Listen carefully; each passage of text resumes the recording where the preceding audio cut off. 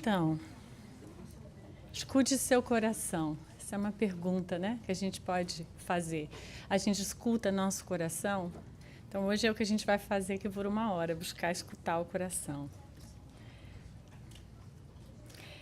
Então, a gente busca esse contato íntimo que representa escutar o coração, né? A gente busca entrar em contato com esse nosso eu íntimo, né? A gente representa o coração, muitas vezes dizendo, escute o seu coração, o que o seu coração diz é o que você deveria fazer, né? A gente tem essa simbologia do órgão, mas, na verdade, a gente busca esse contato íntimo com a gente para nos escutarmos, ou esse barulho externo de todas essas possibilidades que a vida nos exige, impedem, às vezes, da gente fazer esse mergulho. Então, hoje, a palestra traz esse convite, que, através do Espiritismo, a gente vai identificar o valor desse mergulho. Então, o Espiritismo, ele nos convida a esse contato, que a gente escute nosso coração, para que a gente faça esse contato com o nosso íntimo e dele podermos nos conhecer. Ele nos convida a ir mais a fundo para a gente entrar em contato, para a gente conhecer o que realmente nós somos, o que realmente representa a nossa consciência. A gente entra nessa fase humana já há um tempo, todos nós, mas muitas vezes ainda vivendo no que a vida nos convida e às vezes nos esquecendo de ter essa percepção e esse cuidado do que o nosso íntimo nos convida para que a gente possa se relacionar com a vida, mas numa perspectiva mais ampla. Então, um dos desafios para os estudiosos e praticantes do Espiritismo, na atualidade, é o convite inadiável para o desenvolvimento de uma nova consciência. Esta consciência, né? Onde antigamente a gente buscava, nos contextos religiosos, a ajuda. Então, a gente buscava orar pedindo para que Deus nos ajudasse, nos tirasse daquele perigo, nos tirasse daquela condição que a gente se encontra, né? Que resolvesse o nosso problema, né? Muitas vezes, em momentos onde a gente ainda percebia a força apenas fora e não percebendo ainda esse Deus dentro, a gente ainda fazia esses pedidos onde a gente rogava que o outro resolvesse, né? Que aparecesse alguém ou, de alguma forma, resolvesse o nosso problema. E o Espiritismo vai e nos traz essa nova consciência, através de Kardec, dessa mudança de relação com o divino, que é essa relação interna onde a gente busca coragem, a gente busca pedir esse auxílio no sentido de que a gente desperte para uma realidade, um potencial interno que todos nós possuímos, que é o potencial de nós podermos, diante dos desafios que a vida nos convida, a gente poder reagir a eles, amadurecendo, ganhando experiência e nos tornando pessoas cada vez mais espirituais. Então, Joana de Ângeles, ela tem um livro dentro da obra dela, ela criou uma obra, Joana de Ângeles, um espírito desencarnado, ao qual, através de Divaldo Franco, escreveu e escreve muitas obras ainda. Então, uma dessas obras, que ela fez uma série, onde ela chamou a série psicológica, é um livro chamado Autoconhecimento. Esse livro é muito rico, ele é muito fino, ele super vale a pena para aqueles que desejarem poder conhecer sobre isso. Ela diz, o grande desafio contemporâneo para o homem é o seu autoconhecimento.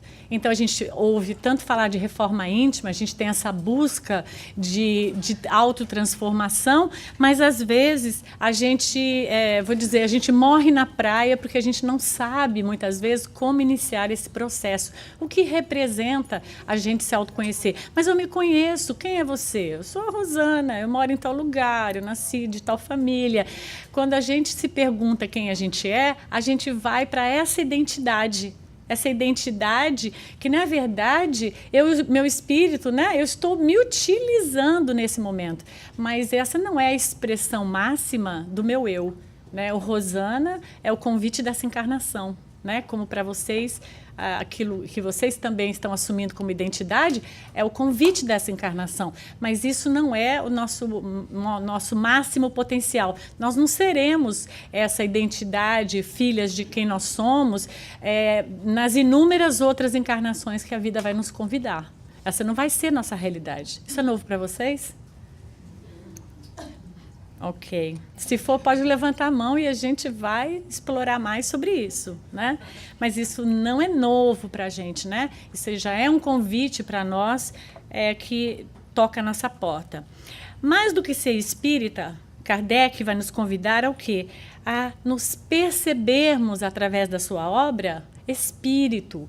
Então, mais do que a gente se tornar, né? Porque as obras de Kardec, o convite de Kardec, dentro de todo esse processo que ele fez, junto com inúmeros outros espíritos, não foi apenas para que nós nos tornássemos espíritas e ganhássemos uma religião, porque religião haviam muitas, já haviam muitas outras antes de chegar ao espiritismo. O espiritismo tem 150 anos, agora 160 e pouco, tem muito pouco tempo. Na verdade, Kardec traz um convite que é para que a gente sinta que nós somos um espírito. Então, ele trabalha em toda a sua obra extensa, inúmeros livros, né, uma dedicação fabulosa, né, eu diria sábia, mas com esse único intuito, que a gente conseguisse se perceber um espírito. E aí eu gostaria de fazer uma pergunta, já fiz outras vezes, se for repeteco, vocês me perdoem, acho que a idade vai chegando, a gente vai repetindo, né, um pouquinho, não sei. Mas quem aqui se sente, vive como um espírito imortal? Que legal, muito bom. Quem não levantou a mão, por que não vive como espírito imortal? Né? Esquece que é um espírito e fica impregnada na identidade que o ego se revela nessa encarnação. Então, a gente vira o quê? Cumpridor de tarefas, né? Então, a gente está sempre cumprindo tarefas, a gente acorda e muitas vezes vive o dia com a impressão que o que a gente veio a fazer é cumprir tarefas. Né? Aqui, assim, ir trabalhar, depois levar a roupa na lavanderia, depois buscar, depois fazer isso, pegar o filho, fazer tal coisa, limpar, etc. E isso faz parte da encarnação da vida material, essas necessidades. Mas nós não viemos para com o objetivo de cumprirmos estas tarefas apenas. Isso não é a nossa encarnação. Mas muitos podemos viver, muitos de nós, como se isso fosse o convite da encarnação, né? Então, Kardec vem e fala, vocês são um espírito, né? Vivam como ele.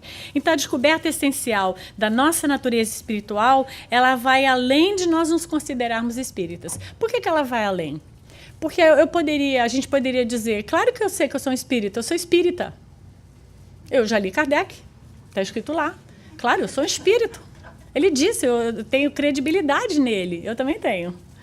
Mas o intuito não é só a gente saber que somos. Nós precisamos sentir que somos e vivermos de acordo como sendo. Essa é uma grande diferença. Né? Porque a gente pode vir aqui estudar, a gente teve aulas antes de começar a palestra, por sinal uma aula maravilhosa com companhias fantásticas, muito bom, eu quero agradecer. Mas a gente vai lá e fica vendo a leitura dos livros, do PowerPoint, um tema, tudo isso é maravilhoso. Mas eu posso ir embora daqui e ter esse sentimento assim, nossa, eu sei, eu sou um espírito, né? Eu sei, tá lá, eu li, eu frequento o centro, eu estou indo no estudo, eu sou assíduo, eu vou toda semana. Mas isso é a porta para eu entender que eu sou. Mas se eu não praticar, eu posso ser uma estudiosa do espiritismo. Mas, se eu não conseguir viver como um espírito imortal, eu entendi logicamente. Quantas coisas a gente entende de uma forma lógica, mas quando chega na hora de praticar... Quer ver? Eu vou pegar uma em vocês, fácil. Todo mundo sabe o que o açúcar faz para o corpo. Alguém aqui não sabe? Se não sabe, eu conto. Mas... Ele dá energia? Um brigadeiro da energia? Mas nós, né, temos dificuldade de lidar com uma quantidade, com a média, com aquilo que o corpo suporta, né? O quanto aquilo pode ou não fazer bem, etc. Mas nós sabemos, mas não praticamos. Não tratamos o corpo com o devido, vou usar a palavra respeito, tá? Não estou dizendo que vocês são desrespeitosos, porque eu também me incluo nisso, mas a gente não trata com o devido zelo o corpo, porque fazemos várias coisas que sabemos que estamos agredindo o nosso corpo, mas ainda assim fazemos. Então, a gente entende intelectualmente que o açúcar é um poison? Entendemos, mas ainda não praticamos. Então, isso é assim, uma coisa... E várias outras coisas a gente faz da mesma forma, né? Então, nós precisamos pegar todo esse legado, né? Eu acho que esse é o convite para a gente, que Kardec nos deixou, e não ter medo de se perder das bases de Kardec e sim desenvolvê-las dentro de nós, explorar seus ensinamentos, mas agora de dentro para fora. Então, eu quero ler, quero assistir, quero entender o que Kardec escreveu e os espíritos que ajudaram ele, mas eu quero começar a entender de dentro de mim para fora, e não um conhecimento que vem de fora e eu apenas somo, né? Nós temos uma mascote lá no nosso grupo, acho que ela não está aqui. Cadê ela? A Carol, né? Que ela pergunta, e ela fala, Rosana, que eu preciso perguntar, porque eu vou ser médica e eu não aceito uma coisa sem eu entender. Eu falei, mas isso é Kardec. É isso que Kardec nos convidou, que a gente entenda e vivencie, ganhe experiência naquilo que a gente estuda. Porque se a gente apenas fazer porque aquilo é um dogma, porque aquilo é alguém que a gente acha que sabe mais que a gente falou, isso não tem sentido. Então, ele faz esse convite que a gente entenda aquilo que ele trouxe em todo do seu legado. Então, nós podemos nos intitular espíritas, sermos estudiosos, mas ainda não percebemos a nossa realidade espiritual. Vocês acham que isso é possível? É possível, não é? E às vezes a gente percebe que a gente não percebendo a nossa realidade espiritual, a gente também não percebe a do outro. Porque eu não consigo perceber a realidade espiritual também do outro quando eu também não percebo a minha. Então, eu não consigo perceber que o outro se encontra naquela situação que ele se encontra, fazendo aquelas opções, apresentando aquelas limitações, aquelas dificuldades, porque ele vive uma realidade espiritual que é a dele. Mas como a gente também tem dificuldade de viver com a nossa, nós temos dificuldade de aceitar a limitação que o outro ou até nós mesmos vivemos, né? Então, Allan Kardec, no Livro dos Espíritos, que Herculano Pires vai chamar de arcabouço filosófico do espiritismo, que eu acho que é bonito esse termo, por isso que eu incluí, ele se utiliza, gente, da metafísica, da cosmologia, da psicologia, de várias ferramentas para trazer a origem e a natureza do espírito. Ele vai o quê? Promovendo essa possibilidade da gente se autoconhecer, de nós nos conhecermos. Se a gente for pegar o Livro dos Espíritos, nós vamos ver que é o arcabouço, vamos dizer, a base que vai e transmite através dos outros partes, mas que nasce ali no Livro dos Espíritos, a gente vai perceber que ele está fazendo o que ali, se não explicando o que representa o espírito.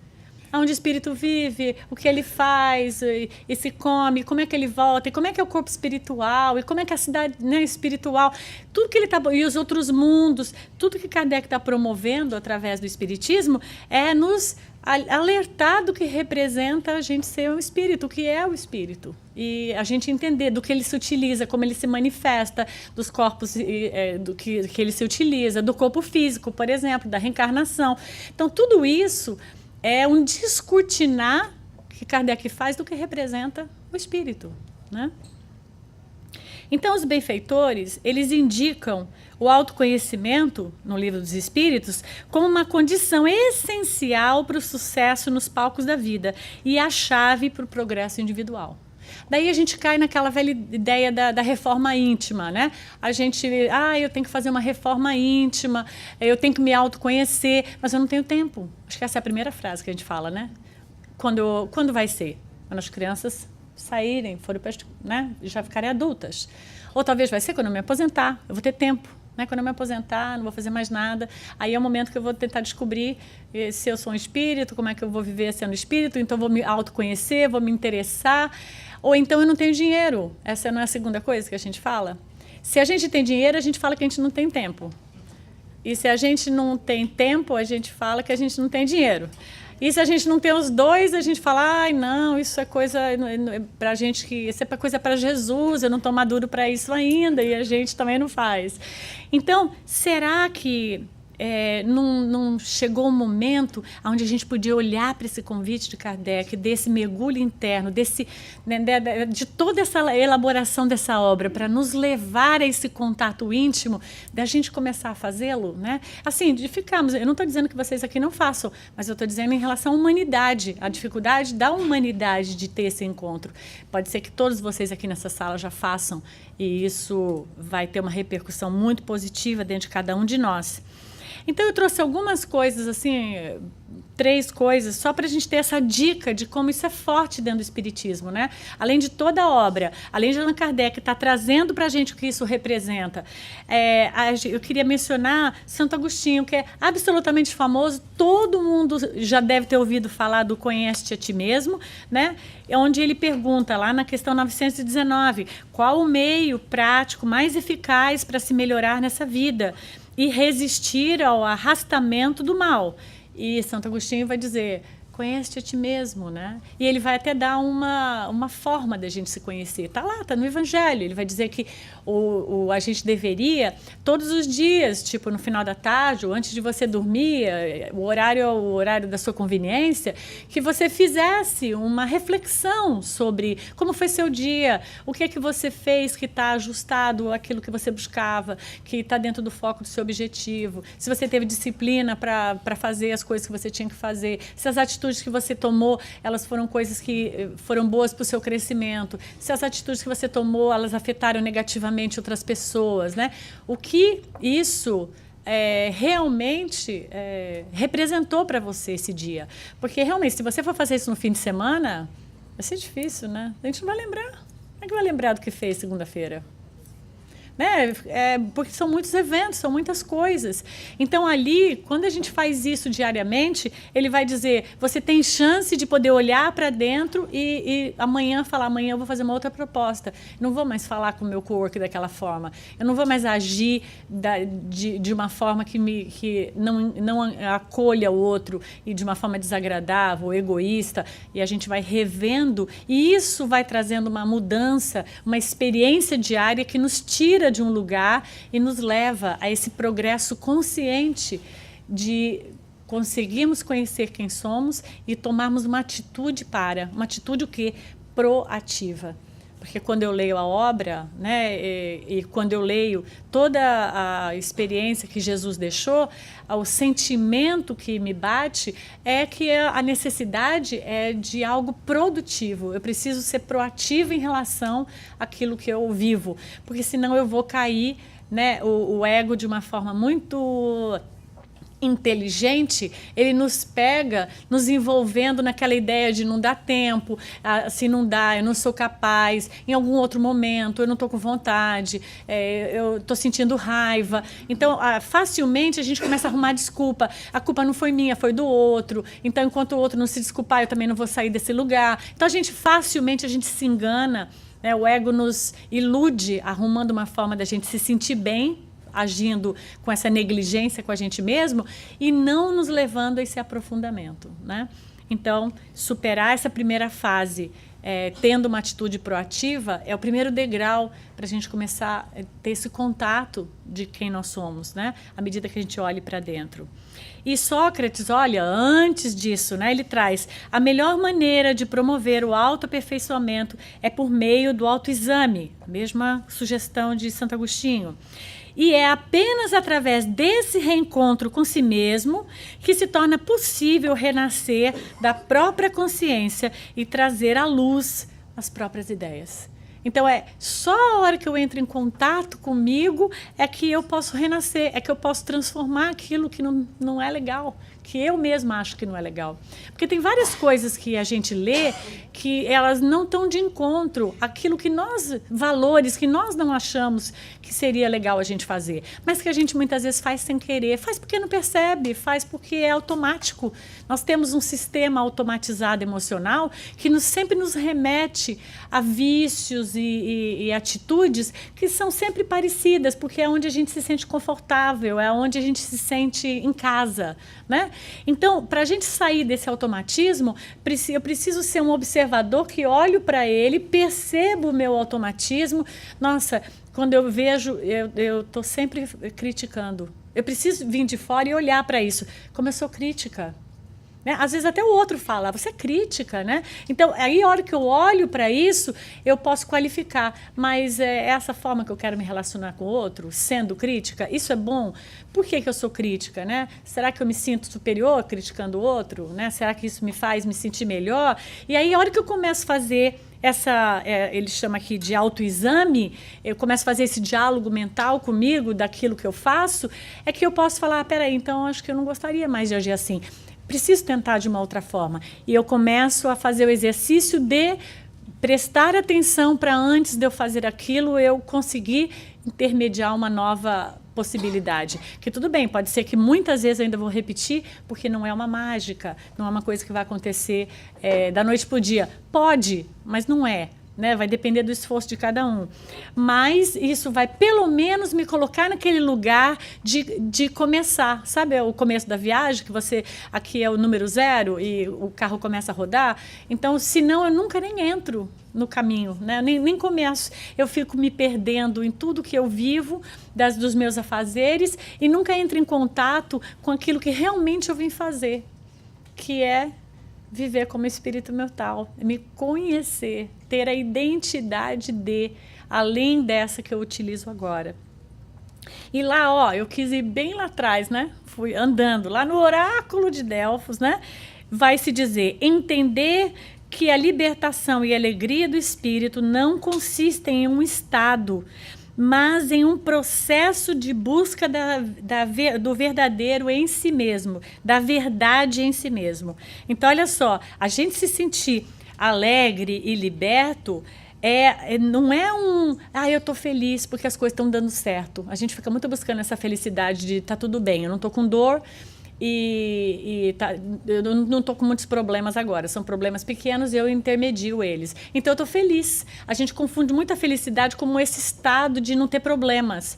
Mas, na verdade, a alegria é justamente eu assumir esse meu processo, essa minha busca de me autoconhecer, e à medida que eu vou fazendo ela, claro que eu vou ver coisas que eu posso me assustar, que eu posso não gostar, mas que a única forma de eu poder lapidar aquilo que ainda em mim não é natural, porque eu ainda não tenho essas virtudes ainda naturalizadas em mim, é o que vai me levar a essa verdadeira felicidade. Então, a verdadeira felicidade, eu acho que é você tomar consciência que você tem que fazer essa busca e começar a fazer ela.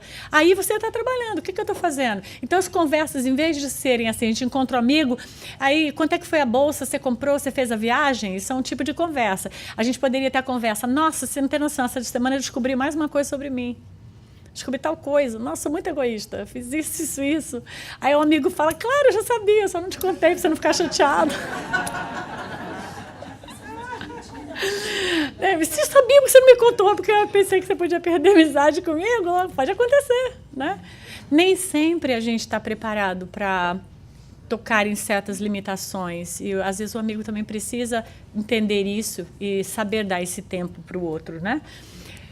Mas isso não poderia ser um diálogo maravilhoso? E aí você pergunta para o amigo, que recursos você está usando para lidar com isso que você disse que você descobriu em você? Aí o amigo conta, nossa, eu estou fazendo esse curso, eu estou vendo isso, eu estou olhando para dentro, eu estou me observando, eu estou não sei o quê. E aí o amigo vai e a gente entraria num outro nível de diálogo muito mais profundo do que eu comprei, do lugar que eu fui, daquilo que eu usufruí, etc., da foto que eu tirei, né? Isso é uma proposta, né? É uma proposta bacana. Ah, mas esses papos são muito papo cabeça. Sim, mas aí você escolhe os amigos, que também gostam disso, né? Sempre vai ter amigos que gostam disso, né? Então, o Espiritismo nos convida a esse encontro do eu profundo.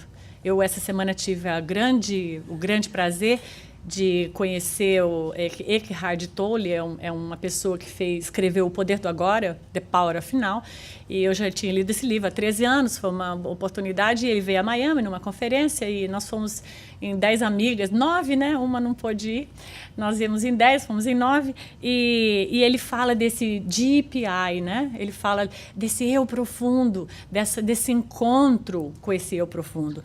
E ele lá dizendo, e eu pensei, nossa, ele conheceu Kardec também, né? Deve ter conhecido Kardec. Ele não é espírita, mas sim espiritualista, mas a gente vai percebendo o quanto essa busca do eu profundo vai tocando inúmeras filosofias, religiões, que não necessariamente é apenas o espiritismo, né? Esse é um convite, mas feito por vários outros também, para levar a essa urgência da humanidade de entrar nesse estado de se autoconhecer. E aí eu pensei em certas importâncias, né? Como para a gente conectar o valor disso, como isso na nossa vida, essa questão de a gente se autoconhecer, isso é importante para a gente. Então eu voltei lá no livro de Joana, onde ela diz: se autodescobrir é um processo de parto, impondo a coragem para o conhecimento que liberta.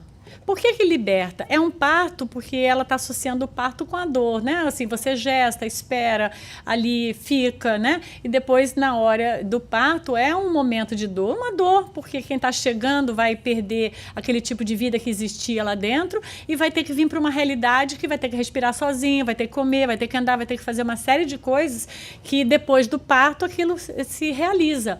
E enquanto isso, você está lá dentro, no quentinho, coisa e tal, alguém está botando comida e você não está tendo que fazer muita coisa.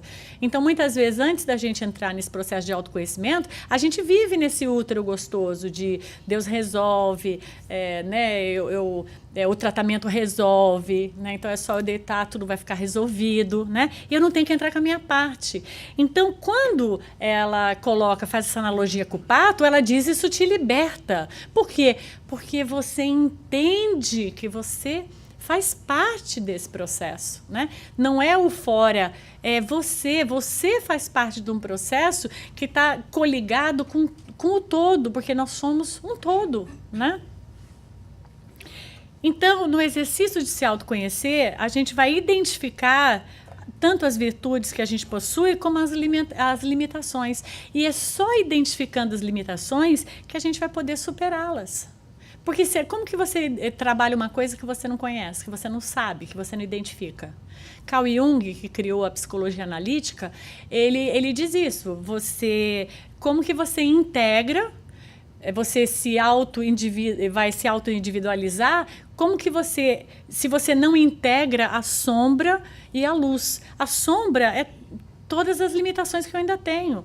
E a luz já são as virtudes, que são as minhas ferramentas para lidar com essa sombra. Mas como eu vou me amar, ele vai dizer, se eu não aceito que também uma parte de mim ainda precisa de um certo trabalho? Então, como é que eu vou conseguir, né, me autoaceitar? Então, eu vou muitas vezes fazer o quê? Eu vou me camuflar. Como que eu vou me camuflar? Eu ponho embaixo do tapete os defeitos e só apresento as virtudes. A gente não faz isso quando conhece alguém? Principalmente se for alguém assim para se apaixonar. A gente assim, você gosta de dançar? Adoro. Você gosta de assistir jogo? Vixe, adoro assistir jogo. É ficar lá na televisão vendo golfe, é uma delícia. Adoro, né? Tudo você gosta, né? Eu topo tudo, eu sou fácil, tenho uma personalidade muito comigo, sou super diálogo. E a gente vende um peixe assim, né? Que o outro fica totalmente se sentindo enganado. Quando você mostra, agora casou, nem agora eu tenho que mostrar, realmente. Não era bem assim. Você entendeu mal, você não ouviu bem, etc. E a gente começa a mostrar quem a gente é, né? E às vezes a gente faz isso na amizade, né? Assim, também. Num outro, né? É que no casamento fica intenso, porque a pessoa acorda e dorme com você, não dá para você ficar enfiando debaixo do tapete todo o tempo mais. Aí revela-se, né? Mas por quê? Porque a gente acredita que só as virtudes podem ser amadas. Os defeitos ninguém vai querer. E não é verdade, porque, olha, vamos agora mudar o personagem. Olha o filho. O filho também vai apresentar, no passar do tempo, defeitos e virtudes. E como que a gente não ama o filho, mesmo com os problemas que ele pode apresentar? A gente pode não conseguir amar o marido, mas a gente ama o filho ou a esposa. Mas você percebe qual é a diferença do marido e do filho, né? É que a gente tem uma simbologia de que o filho nasceu da gente, coisa e tal. Mas não é verdade. Não, é verdade, claro, né? Mas eu quero dizer assim, todo mundo é espírito, né? Se for marido, se for amigo, se for vizinho. Agora, se eu não, no pacote, eu também não aceito os defeitos que o outro tem, eu fico trocando, né? Eu preciso pegar outro. Não, esse aqui tem problema, vou achar um melhor assim. Aí você acha, ixi, mas ele tem esses outros problemas. Não vai achar um que vá cumprir, às vezes acha, né? O meu marido, olha, ainda bem que ele não está assistindo a palestra, ele cumpre. Mas a gente não vai achar alguém que cumpra os nossos desejos. Por quê? Porque, na verdade, a busca de um companheiro não é alguém para nos trazer felicidade, sim para a gente compartilhar a nossa felicidade com o outro, ou compartilhar as nossas dificuldades, né? Então, por isso que, às vezes, as relações elas se tornam complexas, porque o objetivo pelo qual a gente se uniu àquela pessoa, ele está truncado. Eu estou buscando, eu nunca fui feliz, nunca fui bem tratada, agora eu quero achar uma pessoa que vai fazer isso por mim. E aí a frustração fica enorme e eu começo a me sentir azarado, porque ninguém cumpre essa minha necessidade, né? Por quê? Porque eu ainda não entendi que a felicidade está dentro de mim, eu construo. E eu apenas compartilho com o outro e automaticamente o outro compartilha dele comigo. Então, quando a gente entende isso, não há mais posse. Eu não quero mais controlar o outro, porque isso já não faz mais parte. Eu já entendo que o outro manifesta quem ele é e essa é a grande beleza do outro, o que ele é. Né? Porque a gente pega aquela pessoa, né, toda simpática, super sorridente, que põe aquelas mini saias super sexy e que é faladora, coisa e tal. Aí você casa e fala, não, mini saia, você casou, agora você é uma mulher casada. Mini saia não. Não, mas você pintava o cabelo? Não, mas eu gosto mais comprida. Aí você, né? Não, mas você fala muito, acho que fica muito assim, em evidência, é melhor ser mais caladinha. Aí você começa a fazer uma transformação naquela pessoa. Você quer mudar. Você olha, mas espera, mas você não vai ser mais a pessoa. Eu não sou mais a pessoa que se apaixonou se eu me mudar tudo isso. Mas a gente quer moldar para ficar confortável de acordo com a nossa insegurança. Né? Como a gente é inseguro, a gente quer criar situações que a gente vai se sentir mais seguro. E a gente começa a moldar o outro. Por quê? Por dificuldade de aceitar as nossas limitações. Né? Que uma delas é a gente querer fazer isso com o outro. Então, conhecer as virtudes te proporciona se utilizar delas como ferramenta para trabalhar suas limitações. Então, isso também é um lado oposto. Às vezes a gente tem dificuldade de aceitar nossas limitações, mas às vezes a gente tem dificuldade de aceitar as nossas virtudes. A gente estava falando isso até na aula. O chimarrão continua, né? Estou vendo. A gente estava falando isso na aula. Às vezes, a gente tem dificuldade de aceitar nossas virtudes, porque a gente acha que isso é querer se achar. Então, se o outro fala, mas você faz isso também, não faço muito bem, mas você faz bem. Né? E às vezes a gente não assume que a gente tem aquela qualidade, a gente faz super bem aquilo. E é ótimo, porque através daquilo a gente pode lidar com outras coisas que a gente tem dificuldade. Mas, por exemplo, a forma da gente ser expansivo, isso ajuda a gente se relacionar, porque a gente tem a facilidade de se relacionar com pessoas. E aquilo é uma virtude, se bem usada, para a gente poder, nessa interação, crescer. Então, às vezes, a gente tem dificuldade também de assimilar que nós temos virtudes, que elas são ótimas, elas são justamente as ferramentas para que a gente possa fazer esse mergulho interno, né? Então, nós sabemos que somos espíritos pelo estudo, mas precisamos buscar, observar em nossas experiências diárias. Então, esse é o convite, né? Como que eu vou me transformar nesse observador? Eu começar a me perceber. Perceber antes de eu falar, estou com vontade. Será que o que eu vou dizer vai ser bom para mim? Vai ser bom para o outro, né? Porque às vezes a gente detém certas verdades presas numa caixinha e às vezes essas verdades não encaixam com todos.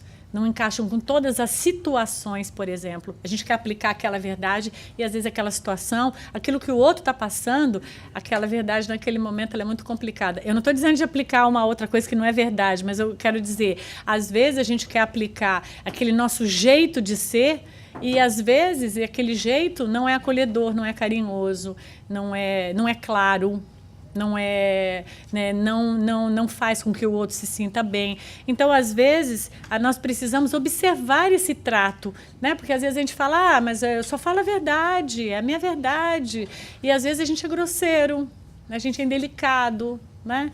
Então, a gente precisa começar a observar o que a gente sente quando a gente faz e o que o outro também, às vezes, nos retrata num olhar, numa surpresa, numa indignação. Não é muito difícil a gente ler um pouco a expressão do outro, né? E quando você começa a conviver com um monte de gente que faz a mesma expressão para você, você pode ter certeza que você tem que olhar para alguma coisa que tem ali, né?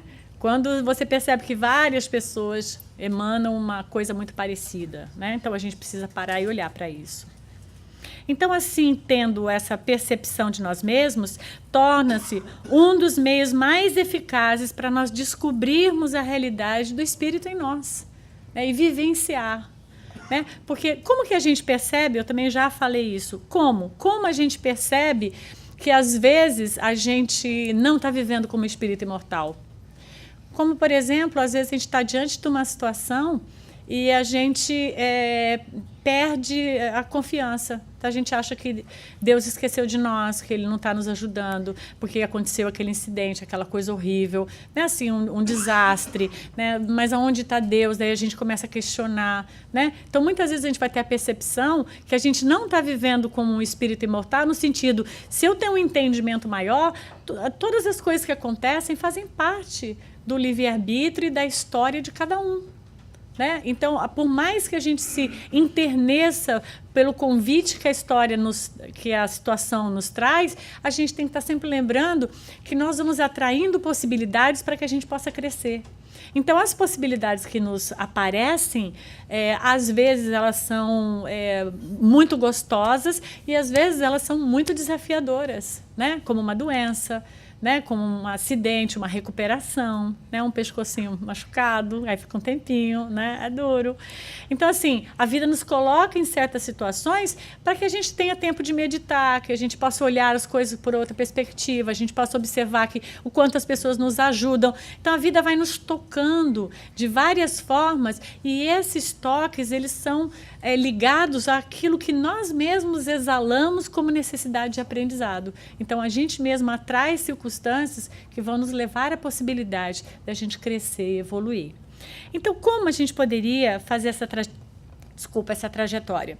Então, eu trouxe do livro Momentos de Iluminação, de Joana de Ângeles, algo que ela chama de terapia do autoconhecimento. Então, a gente tem lá o que Santo Agostinho fala, mas agora a gente tem, assim, uma coisa enorme que... Enorme não, gente, a gente vai embora no horário. Mas, assim, um tanto, né, que Joana traz. E ela vai intitular de terapia do autoconhecimento. E ela dá aí essas oito possibilidades da gente meditar. E eu trouxe elas um pouco assim, dividindo. A primeira daquelas 8, ela diz: silencia as ansiedades do sentimento e acalma os tormentos, reflexionando em torno das tuas reais necessidades. Então, ela vai dizer, aquieta, né, esse instinto e utiliza o bom senso, né, do que a gente deveria realmente fazer para que a gente possa fazer melhores escolhas. Não dando guarida, por exemplo, ao ego, e sim qualificando melhor o que realmente é importante para o seu desenvolvimento como espírito. Então, muitas vezes, a gente tem uma ansiedade porque precisa de coisas. Né? O emprego que não saiu, a viagem que ainda não deu certo. E a gente começa a viver um sofrimento em cima de necessidades que a gente julga que a gente tem que ter, mas que, na verdade, não é isso. Né? Na verdade, se aquieta, aguarda, observa que tudo que vai aparecendo tem o seu momento. Viva o momento, não sofra de uma forma antecipada. Relaxe no sentido... Talvez relaxar nem é a palavra mais correta, mas assim, acalma, pacifica, para que aquilo que você vai viver, você possa viver no agora, no todo dia, sem ficar sofrendo com antecipação daquilo que vai vir a ser dentro do que você imagina que vai acontecer. Né? Perdi o emprego, não vou pagar a casa. Puxa, mas calma, nem procurou outro, você ainda pode receber um valor do governo de ajuda, mas ainda tem um pouquinho de dinheiro na poupança, mas, né, e a gente muitas vezes entra nesse pânico e começa a viver a ansiedade do sofrimento que ainda não chegou. E isso dificulta muito a gente ficar bem, né? Ela diz o segundo: aprofunda a autoanálise e tenha coragem de te desnudar perante a própria consciência. Então, faça diariamente essa autoanálise, né? E seja sincero com você mesmo. Ninguém precisa ouvir, ninguém vai gravar o que você está achando de você, né? Não precisa contar para ninguém se você não tiver vontade. Eu aconselho contar, acho ótimo. Porque quando a gente conta, a gente escuta. Né? Você escuta você mesmo falando. E, claro, às vezes o outro te dá uma opinião que também é legal, do que você pretende trabalhar, né? E não tenha receio de encarar o que quer, e falta ter um errinho aí, que você sente que precisa de cuidados. A gente precisa encarar o que a gente precisa cuidar. Então, tá tudo bem, desnuda. Eu fiz isso mesmo. Por quê? Porque eu fiquei com inveja. E a gente fica dando aquela disfarçada. Não, é porque a pessoa fez isso, mas você vê, nada a ver. Não, fala, você teve inveja? A gente fica assim, não pode ter inveja é feio. E a gente nega. Sim, você sentiu isso porque, né? Então, olha para dentro e fala, eu acho que eu tive inveja. Então, como é que eu posso resolver isso? Aí começa a trabalhar isso. Por que eu senti inveja?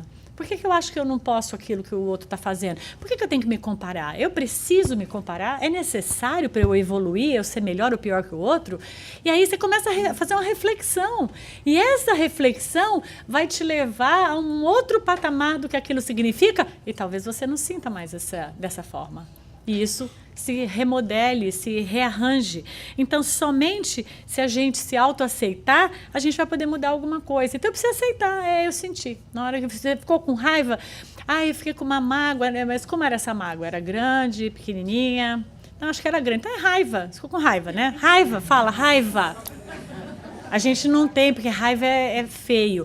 Então, se você fica chateadinha, a gente pode até no diminutivo, assim. Só um pouquinho. Aí eu não guardo nenhum ressentimento de ninguém, gente, mas eu fico um pouquinho chateadinha. A gente não faz isso às vezes? Ou a gente conhece alguém que faz, né? Então, não fala assim, eu fiquei com raiva. Então, deixa eu entender, como é que eu vou lidar com isso? Vamos lidar, não tem nada de errado, tá tudo bem, todo mundo sente. Mas vamos trabalhar com isso, vamos assumir isso. Não vamos fugir disso. Porque quando a gente foge, sabe o que vai acontecer? A gente vai sentir de novo. E nunca vai mudar, nunca vai sair desse lugar, porque a gente sempre vai estar sentindo de novo.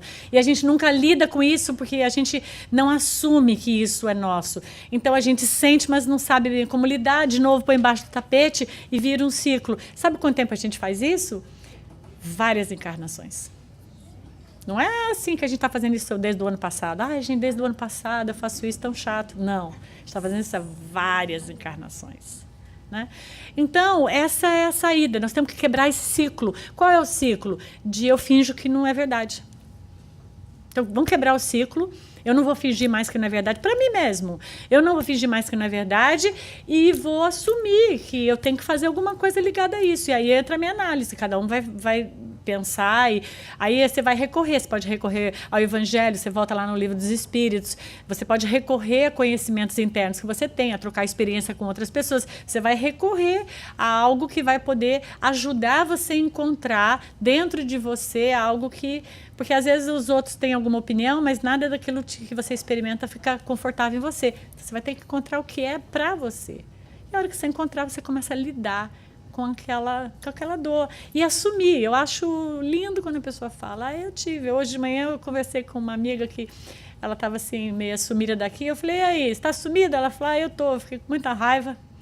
Então eu passei um período sumida. Você agora passou a raiva? Passou.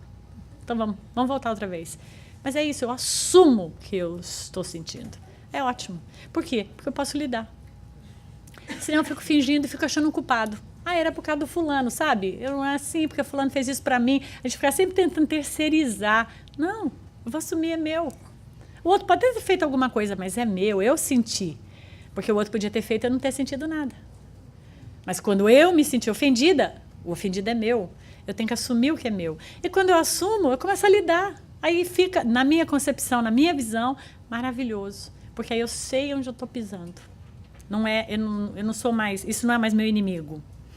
Terceira, ela diz, enumera as tuas mais graves emoções perturbadoras e raciocina sobre a sua vigilância no teu comportamento.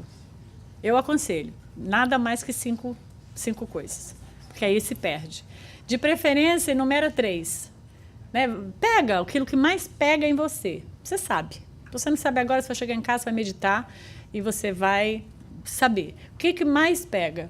E aí você escreve. E utiliza essas como as primeiras que você vai observar mais. Então, o que mais pega em mim é a vaidade. Então, eu vou ficar sempre observando esse ato aqui. Ah, foi minha vaidade. Escolhe lá aquilo que para você sentir que é mais importante. Então, faça sua lista desses sentimentos que mais te perturbam, que te paralisam a caminhada e fica atento quando e como isso aparece no seu comportamento, porque isso é automatizado. Vai estar lá. Vira e mexe, você vai... Sou milindrado. Opa, aconteceu um negócio. Ih, milindrei. Ai, meu Deus, milindrei outra vez, sou milindrada. Né? E você localiza. Mas é o único jeito, eu localizo, entendo o que eu sinto, aceito e sou proativa para fazer alguma coisa para aquilo ficar diferente, para não ser mais assim. Esse é o convite do Evangelho. O convite do Evangelho é uma ação, né? E ela vai no quarto, enfrenta uma a uma, não as justificando nem escamoteando sobre o desculpismo habitual.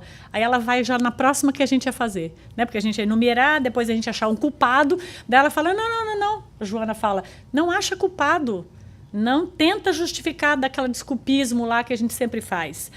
Tenha coragem de olhar quem você é, não justifica culpando as outras pessoas ou situações, né? É porque meu pai nunca me deu nada, é porque eu vim para cá, é porque eu não tenho isso, é porque a gente vai justificando, né? Que possam ter te levado a ter feito isso ou aquilo. Você vai atrair as pessoas e situações que são necessárias para você crescer.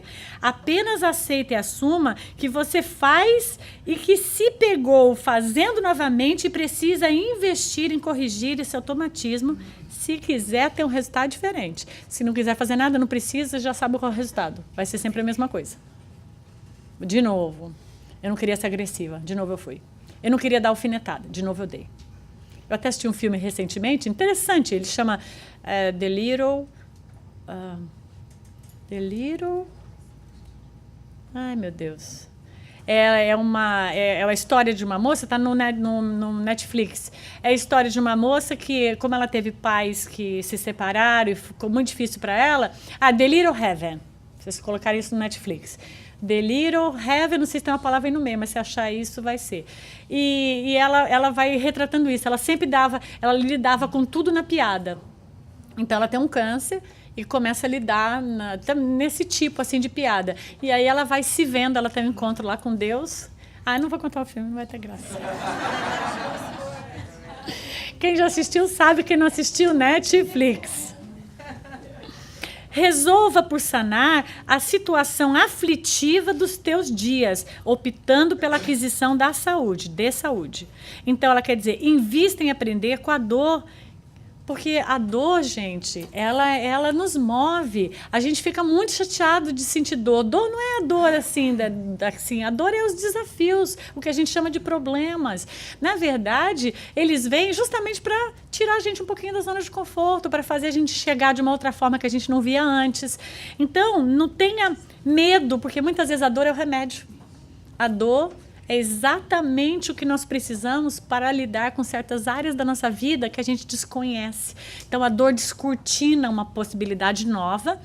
Só que a gente, como nasceu com essa ideia, que eu falo isso várias vezes porque eu tenho essa concepção na vida, a gente nasceu na ideia que a gente tem que ser feliz e não tem que ter problema. Quando a dor vem, a gente abomina. A gente não consegue ver a dor, né? Como se a gente não vê como espírito imortal. Como espírito imortal, eu posso olhar para a dor e falar, ela é educativa, ela vai me ajudar. Em que ponto? Aí você vai descobrir. Ela vai te ajudar a ser mais condescendente, ter mais paciência, de tratar as pessoas melhores. Ela vai ajudar você a entender que a caridade é legal, porque você se vê lá, todo mundo te ajudando, e agora você fala, puxa, como foi legal todo mundo me ajudar, eu preciso rever isso em mim. Ela vai mexer em alguma área sua, ou várias, que precisam. Então, a dor, ela é sempre um remédio para nos movimentar. Caso contrário, vai ficar preso no sofrimento, porque a dor, o sofrimento, gente, é o apego à dor. Eu senti essa dor, não estou gostando, não aceito, e fico o revoltado sem causa, não aceitando. Então, eu dou um exemplo e eu acho que ele é ótimo. A pessoa se divorciou da outra, aí essa pessoa me procurou. Rosana, eu não aceito que meu marido me deixou. Eu disse, ok. Mas por quê? Ela falou, não, ele não podia ter feito isso. A gente ficou junto muito tempo e ele não podia ter me deixado. Eu disse, não, essa parte se pula, porque ele já deixou. Essa parte pula. Agora, como você vai lidar com essa sua nova realidade? Esta é o teu desafio. O deixar foi dele, não foi teu. Agora, como você vai olhar para isso e ver como foi para você o casamento, qual foi a parte que você contribuiu, qual foi a parte que podia ter sido melhor, como você vai lidar agora com essa separação, como que você vai lidar com as mudanças que a vida vai trazer. Esse é o desafio não é o divórcio, o desafio é a vida nova que isso vai promover. Então, é isso. A gente não aceitar esse sofrimento, o sofrimento do que já aconteceu, mas eu não quero. Então, eu perdi meu ente querido. Eu não quero aceitar, mas já aconteceu. É triste, é doloroso, eu também vivi isso, mas agora é como eu vou lidar com essa dor daqui para frente. Eu vou lidar como? Se eu ficar apegado a isso, eu vou sofrer pro resto da minha vida. Se eu conseguir ver nisso um despertar do meu coração generoso, da minha consciência, um despertar para uma realidade espiritual, um despertar para transbordar esse amor em outra pessoa, eu vou mover com alegria, entendendo que esse aqui é o momento, se eu conseguir ter esse olhar. Senão eu vou sofrer e não vou ver mais sentido na vida, e muitas vezes as pessoas tiram a vida por isso. Então, percebe como essa visão muda a história? Então, ela diz, consciente de que e o que fez de você e consciente que é o que fez de você e poderá ser o que vem a fazer de você próprio. Não postergue a decisão do autoencontro. Então, assim, a gente pode chorar, achar um culpado, mas ela está dizendo aí, Joana, gente, você é o que você fez de você. Então, se você espera uma coisa melhor, faça diferente. Ela não está tirando a esperança e dizendo, olha, fica infeliz pro resto da vida porque você é o que você fez. Ela está dizendo, olha, você é o que você fez, mas do mesmo jeito que você é o que você fez, você pode fazer diferente. E fique de uma outra forma que você gosta mais. Então, o Espiritismo, ele vem ampliar a nossa consciência quanto a isso. Nós somos o resultado do que cultivamos. Não dá mais para culpar ninguém. À medida que você sente isso como realidade, a necessidade de fazer melhores escolhas cresce e um olhar atento de observador nasce no seu dia a dia. Este olhar para dentro é o tão famoso autoconhecimento. É isso. Isso é o autoconhecimento, né? E quase para fechar, ela diz, enquanto a anestesia da mentira obscurece o seu raciocínio, a ilusão de que não é isso, vai transmitir de um problema para o outro aqueles ciclos viciosos dos nossos automatismos, sem conseguir ter paz. Então, enquanto não acordamos para essa realidade, que nós temos que ter esse olhar íntimo e sermos esse observador que vai passar a ter atitude diante daquilo que a gente vai percebendo sobre nós mesmos, a gente vai estar só repetindo. E as suas sensações, as suas respostas aos problemas vai permanecendo e o sofrimento permanece, a gente nunca vai sentir paz, né? Então, para terminar, ela diz, reúna valores de fora que perdem, reunirá valores de fora que perdem o significado e logo são conseguidos, anelando bem-estar fugitivo que se te anuncia e logo desaparece. ela quer dizer, enquanto não olhar para dentro, você vai se manter alimentado pelas ilusões da matéria, das circunstâncias, repetindo padrões sociais criados por outras pessoas que não são você, que a gente nunca olha para falar, mas é nisso mesmo que eu acredito? É isso mesmo que é a minha realidade? E a gente fica repetindo padrões sociais. A melhor pasta para comprar é a Colgate, porque está na propaganda. E a gente nunca parou para pensar, mas será que tem uma melhor? Mas será que é isso mesmo que eu deveria fazer? A gente vai repetindo convites que a sociedade nos traz e a gente não olha para dentro. Por não ter identificado quais são os seus valores. Então, eu preciso parar e falar, quais são os meus? A minha educação deu isso. Mas espera aí, isso realmente é o que eu quero? Às vezes sim, às vezes mais, às vezes menos, mas eu preciso começar a encontrar os meus valores. Eu só encontro os meus valores se eu, né, entrar em contato comigo mesmo. Eu só encontro o que é importante para mim se eu entrar em contato comigo mesmo, né? Colhendo sempre o mesmo resultado que não te satisfaz a alma, mas que você repete por não ter entrado em contato com os seus próprios valores. Então, a gente fica muitas vezes fazendo coisas que os outros acreditam, mas às vezes não é o que a gente acredita, porque a gente nunca entrou em contato com aquilo que realmente era importante para nós, né? Eu não estou falando acredita no contexto religioso, estou falando acredita no sentido da vida, né? Então, o processo de autoconhecimento é o aprendizado onde o conhecimento não se torna tão importante quanto a realidade. Então, aqui nesse lugar o conhecimento é a porta, mas você vai ter que entrar lá dentro e entrar em contato com essa realidade. Então, é como se a gente estudasse e abre aquela fresta e a gente fica olhando por ela, olhando. Mas eu tenho que adentrar e tomar conhecimento, acender a luz e falar, o que tem aqui dentro? Porque aqui da porta na fresta eu não consigo. Então, o conhecimento, ele fica só me pairando. É muito legal, a gente tem que ser amigo, a gente tem que ser irmão. Mas aí, na hora de a gente ser irmão, eu não sou irmã. Mas aí, na hora de eu ser leal, eu não sou leal. Então, não adianta eu ficar espreitando, né? Isso que Joana está nos convidando. A gente tem que adentrar nisso e entrar em contato, né? Pois a percepção direta do fato se transforma em estado de consciência, né? Então, o Espiritismo nos possibilita um novo olhar diante da vida, não mais para fora e sim para dentro. Não mais esperando que os outros nos desenvolvam ou conduzam, e sim nos autorizando a caminhar com os nossos próprios pés. Isso é, para mim, o espetáculo que o Espiritismo oferece. Ele nos oferece a possibilidade de nós nos trabalharmos e, como Jesus nos convida, nós resplandecermos a nossa luz. Saúde. Conheça hoje e agora, comece hoje e agora. Toda terapia eficiente impõe disciplina saudável. Cada passo vai ser uma conquista e vai sentir o avanço. O homem que se conhece possui um tesouro no coração.